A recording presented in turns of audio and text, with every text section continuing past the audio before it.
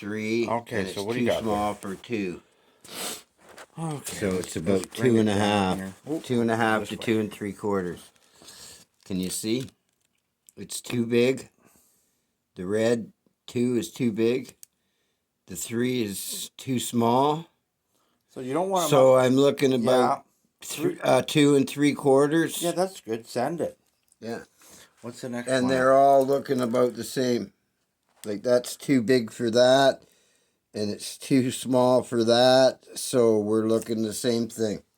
Yep. And I'm finding the same thing down here. That might be just a tad tighter or a tad looser at 3. But even that, no, it's just a hair looser, but not anything to worry about. No. We're all Three's within. good. Yeah, Three is we're happy. 2 3/4 to 3. Yeah, 3 is a happy crank. That's a hunt. 3 is a happy crank. That's 1.5 thou clearance on your crank because Mhm.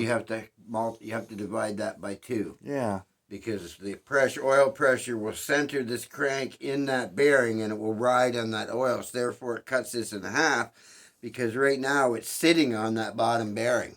Yes. Right? Yes.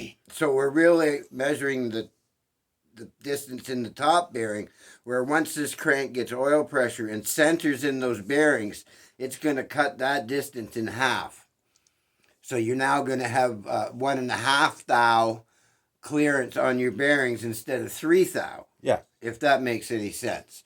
So now you got 1.5 thou of oil that your crank's riding on. It really doesn't ride on the bearings. No.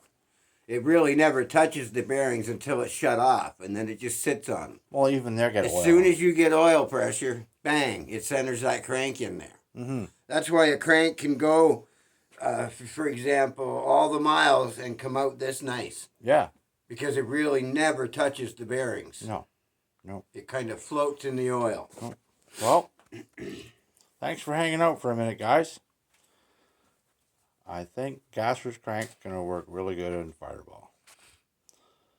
Now we just got to put the rear main seal in, retighten all the main caps, clean out the plastic gauge, and then we'll go on to plastic gauge all the rods. Plastic gauge the rods. Thanks for hanging out, guys. We're getting there.